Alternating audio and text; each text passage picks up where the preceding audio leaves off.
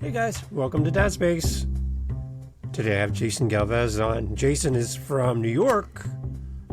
New York. Jason is an author. He is also a coach helping people with trauma. Jason is also a dad. Himself and his husband have 2 adopted kids. And we talk about what it's like to live life with 2 dads. Interesting topic, right? On Dad Space. Thanks for joining us. Here we go, guys. So Jason joins us to talk about what it's like to have 2 dads in one house. Father's Day is a big day for 2 dads. Here on Dad Space, celebrating all dads. Here we go. Dad Space. Thanks for listening. Jason Galvez on Dad Space. Here's Jason. Welcome, everyone, to the podcast. I have a wonderful guest with me today. And what I love is when we do pre-interviews, we chat, then I go do homework. And I found out so many great things about my guest today. More than I knew when we first chatted. And there's so much to talk about. Jason Galvez is with me. Jason, welcome to the podcast. How are you today? Thank you. I appreciate it, David. I'm doing awesome. Excellent. Like I mentioned, we got to talk about Dad Space and being a dad, and that was our initial chat. But then doing some more research on you, I'm seeing a YouTube channel. I'm seeing a book. I'm seeing you showing beautiful videos from Italy and me longing to be there. And such great stuff out online. Amazing things that you're sharing, Jason. So let's talk first about the dad's side of our conversation where we started. We have our podcast, Dad Space, and we're all about sharing inspiration for dads. Your story is unique. I'd love to hear your dad's story and share a little bit about you, where you are in the world, and we can start with there, right there. Awesome. I'm happy to take this in any direction you want to take it, David. I, as far as a dad, I probably got into fatherhood a little bit later than the average dad. I was 37 when I had my first child. Basically, I was married and we wanted to adopt. We are a same gender couple. Certainly we could have had our own biological children. Just because you're gay doesn't mean your stuff doesn't work. We certainly could have had in vitro. But we just really thought that there's a lot of kids out there that need, a bedroom and some love. And we went the adoption route. And it was actually, believe it or not, shortly after our honeymoon. We honeymooned in Greece, and it was on the boat, actually, back from Greece. We started writing what's called our birth mother letter. Every time somebody wants to adopt, you have to create what's called a birth mother book. And that is for birth mothers who have an adoption plan. They read your quote book, and then they choose you, or at least interview you for their adoption plan. So we started writing our birth mother book on the boat back from Greece. And when we got back here to the States, and we're in New York, we hit the ground running with creating such a book. And we found an adoption agency. We put our book in, and basically what the protocol is that social workers tell you, once you give us a birth mother book, just go on with your life. Pretend, because you don't know if you're going to get a call in 4 days or 4 years. So just go on with your life. Wow.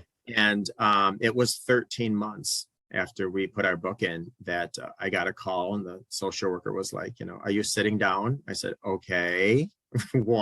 She said, is Eric home? I said, you're scaring me. Just tell me. I can't deal with the anticipation.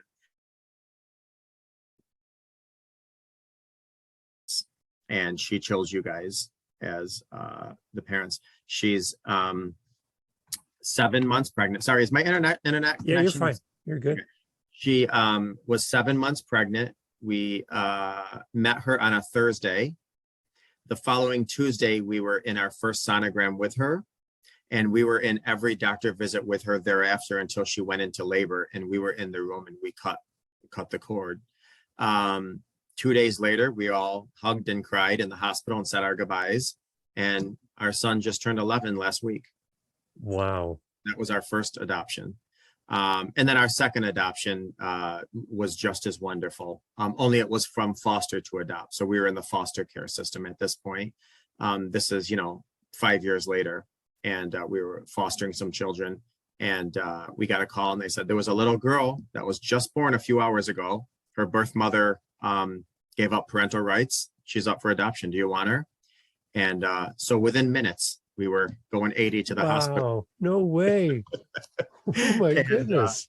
And got to the hospital, and she just melted my heart. Oh my Lord. And so anyway, 3 months later, we were all in court to finalize the adoption, and we met the birth mother for our daughter for the first time. And it was interesting because she's Filipino, and our baby's birth father is Irish, and my spouse is Filipino, and I'm half Irish. So it was just so interesting. But that was a wonderful thing too. And after court, same thing. We hugged the birth mother and cried and exchanged our thank yous and went on with our life. And that was that. And our daughter is going to be 6 next month. Wow, that's amazing. What a story, right? Yeah. Yeah. Like these kids, right? They're looking for love, right? And for you guys to reach out like that, create a safe space, a home for them, and the love that you're showing for them, that's amazing. It's beautiful. Yeah. Yeah. No, we're very blessed, and we know that. We've heard a lot of adoption horror stories, whether it's through private adoption, surrogacy, in vitro, foster to adopt, and we're very understanding and sympathetic to those stories, and luckily have 2 beautiful stories and 2 beautiful children. What's changed from what you wrote down in that book before you had your first to today? What's different? Well, I'll tell you something. There's a famous child psychologist. Unfortunately, I can't remember his name right now, but he's a famous child psychologist, and he said, before kids, I had 6 theories. Now I have 6 kids and no theories. So, I think, and this is what, listen, there's no substitute for experience. I don't care in what area of life, but I was probably a lot more judgmental towards parents before kids. When I'd be out at a restaurant and kids would be crying, or I'd be like, oh my God, like tell your kid to be quiet. We're eating, or you'd see kids that were on their computers. You're like, oh my, I would never give my kid a computer at this age. Well, I put my foot in my mouth more times than I care to admit. Amazing. So tell me about this. I'm really curious, Jason. Tell me the life of 2 dads. What do you think is your superpower with you and your husband as far as being 2 dads in this environment? I'm really curious. Yeah. Something, I'm going to be honest with you, David. I can't pinpoint if there is a superpower, because I think children understand their family dynamics. If a child is raised with a grandmother, that's their family. Yeah.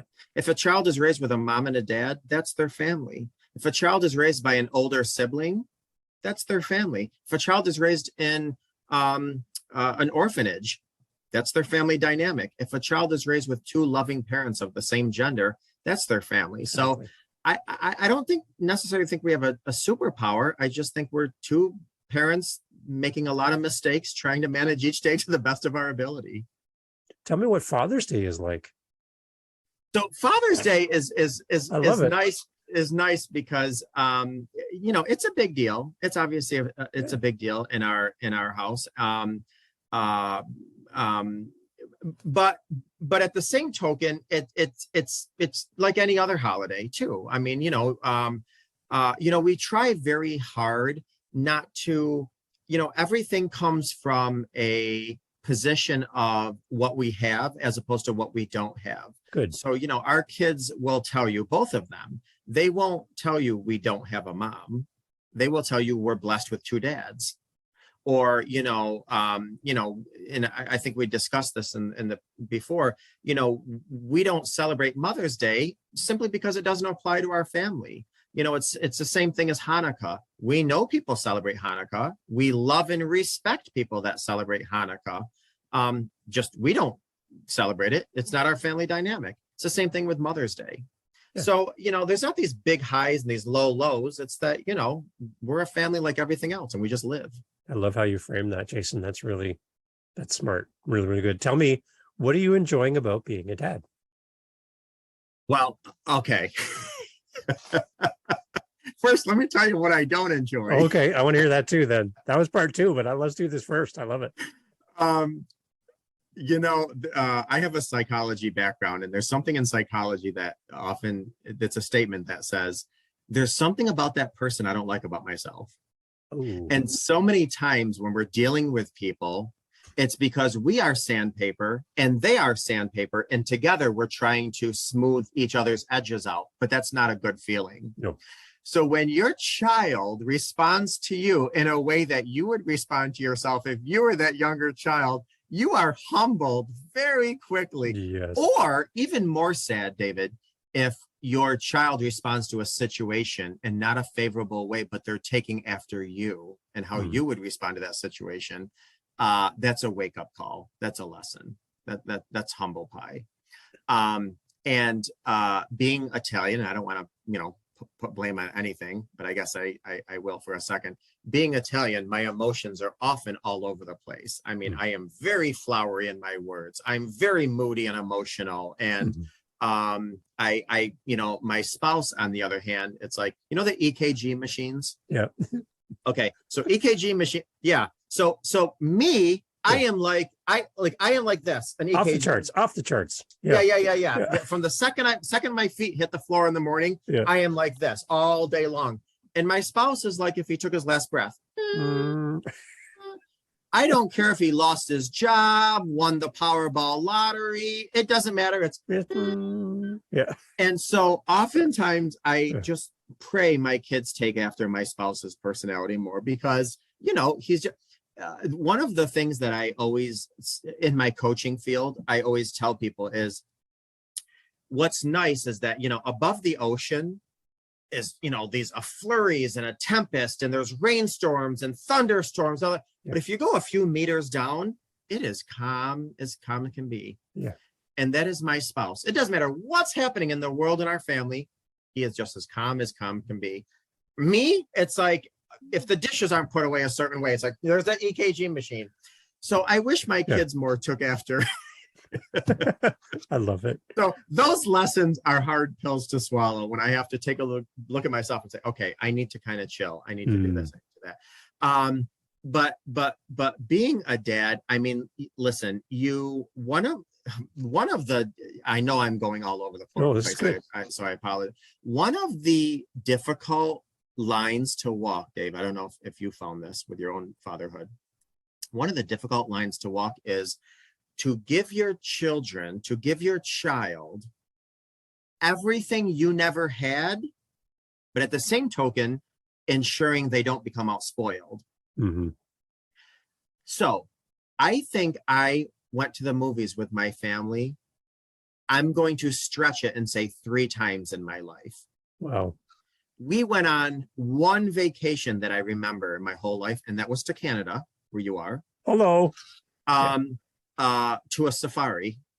My kids aren't even, before they were 5, they've been to 5 different countries. We live in a very, I'm just stating fact. We live in like a 5,000 square house. We have an in-ground pool, 2 acres. People don't lock their doors where I am. Our neighbors are the best. We're living like a 50s community. I want to give my kids everything I didn't have. And trust me, we were below poverty growing up. But at the same token, I don't want my kids to ever feel entitled or spoiled because I didn't do my job as a father, if that happens. Because they are a microphone and a microscope on us as dads. They take what we say and they make it louder. They take what we do and they make it bigger. And you see it all the time, right? And that's definitely a line you want to be very careful with, is you don't want to go too far and give them, like you said, spoil, where they can have everything at any time. I've been to FAO Schwartz in New York City, and I've seen the limousine pull up and a 9-year-old get out and go shopping. And I'm like, what is going on here that a kid can have a limo and a driver and get sent to the toy store and get whatever he wants? And I'm like, my kids don't have that, right? And then a little piece of me is like, I would love to be able to have that for my kids. But then I'm like, wait a minute, what is that teaching them? What is that giving them as a dad? And I think the example we show as dads is probably one of the best learnings, because they're going to see us do our best and our worst, and they're going to learn from us and see how we adapt to those traumatic, off the charts times and those calm times. They're going to watch us as kids, and they're just soaking it in like a sponge. I just want to say, I have a funny feeling, David, if you were to interview a 9-year-old today who got out of a limo and walked into FAO Schwartz, I have a funny feeling he would say, you know, something that was nice, but what I would have really loved was to have time with my dad growing up. See, right? Because there's some things don't replace time with dad. No. Right? No. And I think a lot of dads need to hear that too, though. That in all the efforts we do to provide for family, work the extra shift, take the extra day, take the extra phone call, work a couple hours after work to provide for my family, we're also neglecting, in a sense, the time that our kids want from us. Yeah. I don't know if you ever heard the story. This little boy asked his dad, Dad, how much do you make an hour? And the dad said, why are you asking me that? He said, I just want to know, how much do you make in an hour? And the dad got very upset. He was like, that's none of your business how much I make for an hour. I work very hard for this family. I'm you know, and he went on this long tangent. And come to find out, the little boy was asking how much his dad made an hour because he wanted to come up with that money so he can buy an hour of his dad's time. Jason, you're going right for the feels. Like, what's up with that? Seriously, that's it, right? Yeah. Like, I can just see them counting their change on their bed. Like, I've got this the best much money. gift we can give our children is our presence. Yeah. I mean, really, I mean, we want to give, I mean, my Lord, like I said, my 11-year-old has a freaking Apple Watch that I didn't have a computer until I was 23 and I bought my own.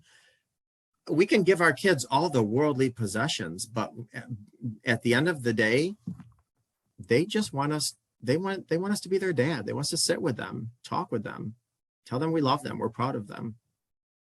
Excellent. So any advice, Jason, for two dad households out there listening to this podcast? Because I'm noticing a gap in podcast episodes featuring great families like yours. What would you say to two dad families, maybe before they've had their first adoption? What would you say to them? Well, here's the deal. There are a lot, actually, the majority of two dad families that adopt are going to adopt transracially. That's just what the statistics are. Okay. And one of the main things that I would say is stop trying to appeal to the masses. If you are a Black couple, you can successfully raise a white child. You don't have to go above and beyond, go out of your way and do A, B, and C. Just parent that child, period. If you're a white couple and you raise a Black child, you are completely capable. I don't like you don't understand the experience of. Yes, there is absolutely worth in that statement. Mm-hmm. Absolutely. Yeah. But, and yes, no matter what child you're raising, adopted child, you should understand their culture, their dynamic, absolutely, without question. But far too many parents are going so overboard trying to appeal and appease the masses, they're taking away energy from their family. So I don't care what dynamic any family is listening to this, do you and do your family. Okay. Period. Tell me a little bit about the foster parenting side too. What was something that brought you joy in the process of fostering? Well, you know something, I mean, I can tell you story upon story upon story. There's a few not so successful stories, but for instance, we had a 17-year-old foster child in our home. He was here for over a year. Very strenuous. He was on drugs. He had a lot of family issues. And it was strenuous because we had small children of our own in the home. So, and there was times he had some anger issues. So there, However, fast forward 5 years, he is now a MP, a military police in the Marines. He's doing phenomenal, and he still keeps in touch with us and thanks us periodically. Wow. We had a little girl who came to us who was sexually abused by previous foster families, and she would not let anybody give her a bath at all. And after a couple months, she was running in the bathroom, undressing as we were running into the bathroom together for me to give her a bath. So there's a lot of wonderful, positive stories with foster kids. And I think that's probably one of the reasons why I pursued trauma coaching, not only from a place of experience, but also I just trauma-informed information is necessary if you're going to work with people that are traumatized. And I think a lot of foster parents have the best intentions, absolutely nothing but the best intentions, but not necessarily the best behavior or input, simply because they're not trauma informed. So I loved fostering. We did it for a good chunk of years, 5 or 6 years, helped a lot of kids. I don't know if you ever heard of the black bag effect, but a lot of the foster kids, they go from home to home to home to home to home.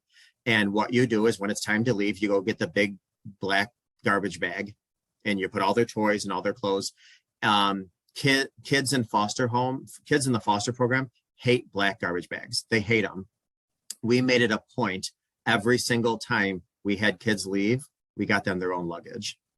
So just little things like that, that made them feel unique and special. So that's a great segue. Thank you for serving in that way. That's beautiful that you guys would open your home in that way. That's a great segue to your coaching as well. Tell me, I have your website up on the screen as we talk. Can you tell people a little bit about what you do? And you have a book as well, which I want to talk about as well. Yeah. So, I have a children's book. It's I Am Loved Right Where I Am. It's a children's book. And the reason for that book is because before I got into coaching, before I adopted children, I was a special ed teacher for many years. And when I started teaching, 90% of my students came from a home of mom and dad.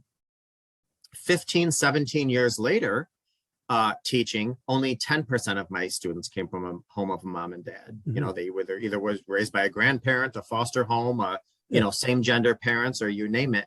However, the books didn't reflect those family dynamics. And so when I would talk to the director and say, can we get some books that reflect my students? It'd always be, there's no money, there's no this, there's no that. And I remember sitting in the teacher's lounge one time, kind of complaining to another teacher, and all of a sudden a bell went off in my head. It said, you can either complain or you can do something about it, write a book. And so anyway, so there's a long story with that because publishing a book is not easy, but I wrote a book, I published it. It's got phenomenal reviews on Amazon. And basically it's telling children, it doesn't matter what family dynamic you come from. If you come from a family dynamic with a mom and a dad, you're blessed. If you come from a family dynamic of whatever else, you're blessed. Yeah. That's where you are. That's where you belong. You're loved. You're blessed. I don't want kids to, it's hard enough having to go to school and learn when there's all these other different stressors in life, let alone feeling insecure because maybe you don't have a traditional home life. And so I just wanted kids to know, no matter what home life you have, you're loved right where you are. Beautiful. So that was that. Now, years later, I got into coaching a while ago. And then what happened was, and I'll try to be very quick with this. My father died abruptly. And when I mean abruptly, I mean like one day I was talking to him on the phone, and I think it was like 4 days later, I was burying him. And in a couple of days after I buried my father, I woke up in the middle of the night, well, maybe 2, 3, 4 in the morning, with a panic attack. I never had a panic attack. I never knew what one felt like. They literally feel like you're dying. I had a panic attack. I woke up because I smelled smoke in my house. And I went all around my house trying to find the origin of the smoke. And I could not find it. I opened my doors outside. I went in my kitchen. I could not find the origin of the smoke, but I smelled smoke. But it was nowhere at all. So I laid back down in bed, and when my head hit the pillow, all of a sudden I was transcended back to when I was 6 years old, and I was standing next to my mother watching her cry because our house burned down in a fire and I was smelling the smoke from those fumes. See, what happened was my father's death brought up a lot of unhealed childhood trauma. Mm. And that led me on a journey to look into trauma. And that journey led me into, long story short, getting involved with somebody who I met doing a TED Talk, who I trained under her. I got certified as a betrayal trauma practitioner. And now I work with people that have been traumatized either in their childhood or by a significant other or by a primary attachment. Wow. That's amazing. Like I said, our initial conversation, we were talking dad space, fatherhood, and then just to see this unfold in front of me as I continue to dig deeper it's amazing the things that you're offering, Jason. And I'm watching your videos on YouTube as well. They're so helpful, encouraging. You're just presenting such a great side to helping people who are in this space that are looking for a resource. And I'm so happy that I've come across all of this great information from just an interview for a podcast. You're bringing me in, and I'm enjoying it.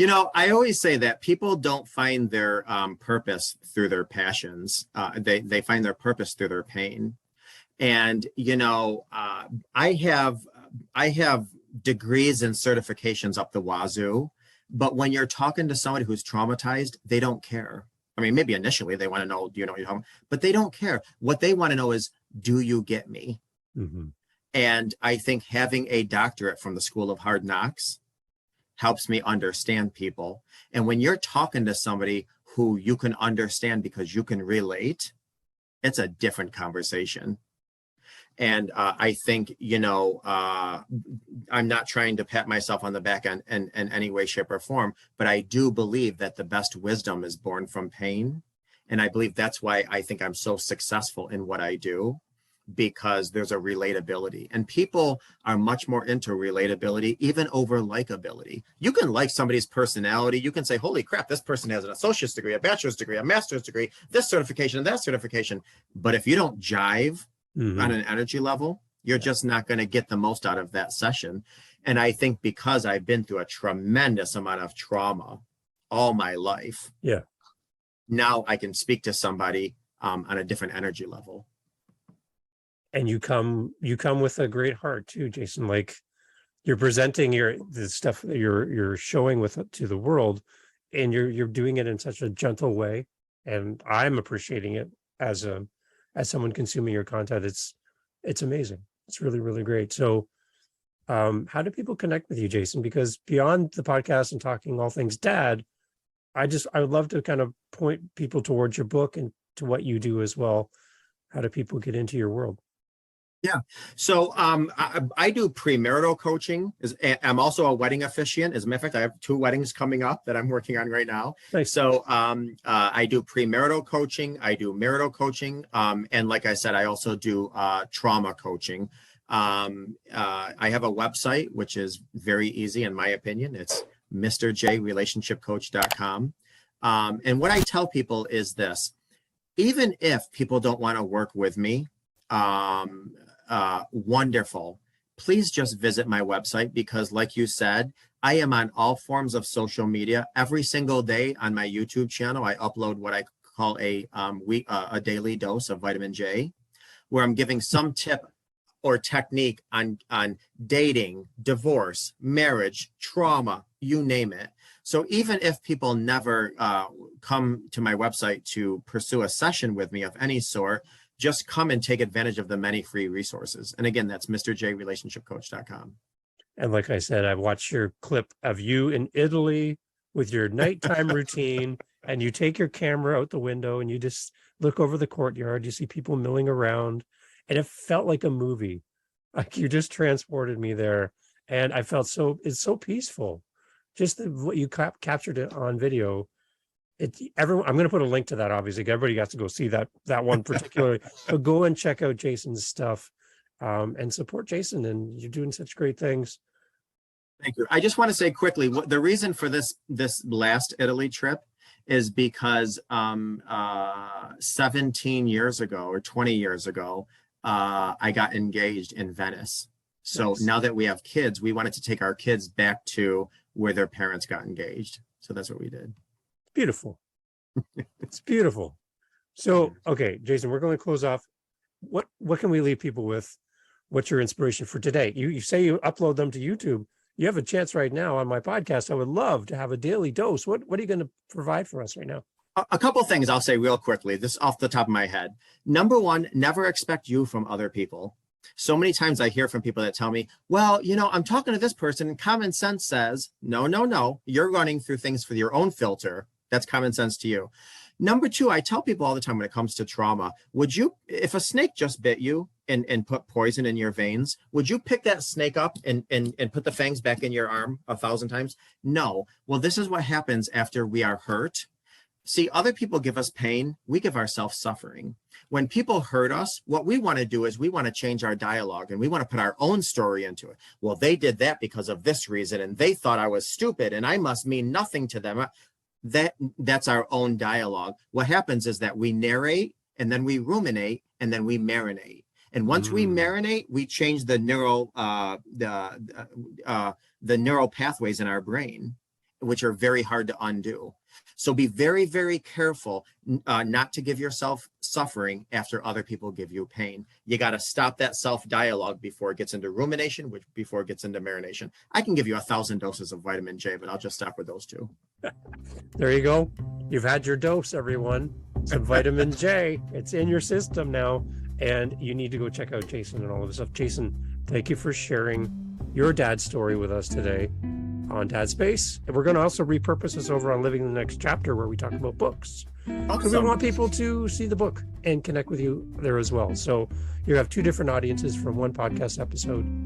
Thank you so much for making time today, Jason. Thank you, David. Never hesitate to reach out for any reason. Appreciate Awesome. your time. Thank you. Jason is on with us today. I just wanted to share a few thoughts as we close off. Having Jason on to talk about his dad story is exciting and fun, and he's such a great guest. My wife listened to this episode and she loved Jason's episode. Jason, thank you for being on the podcast. The story of a two-dad household. I love it. This is great. This is exactly what Dad Space is about. And as they have poured their lives into their foster kids, and now to be dads in their home, it's exciting. Really happy to have them part of the podcast today. I have Jason here. Hope you enjoyed the podcast. I'm going to pass it over to Jerry, and he can close us off again today. Jerry, close us out. Till next time, take care of yourself and each other. Thanks for listening to the podcast today. We appreciate you. Yes, you. We're in your earbuds right now. You for listening to the podcast. Please share this podcast with one other dad. And go over to dadspace.ca and leave us a voice message. Little icon, there's a little microphone. Click it. And put your voice on the podcast. Come on, you want to be on a podcast. You're listening to them. Let's get your voice on one. Dadspace.ca. Thank you for listening. Next episode's coming up soon. Really appreciate you. And all the dads, yes, all the dads, thank you for listening. Cheers.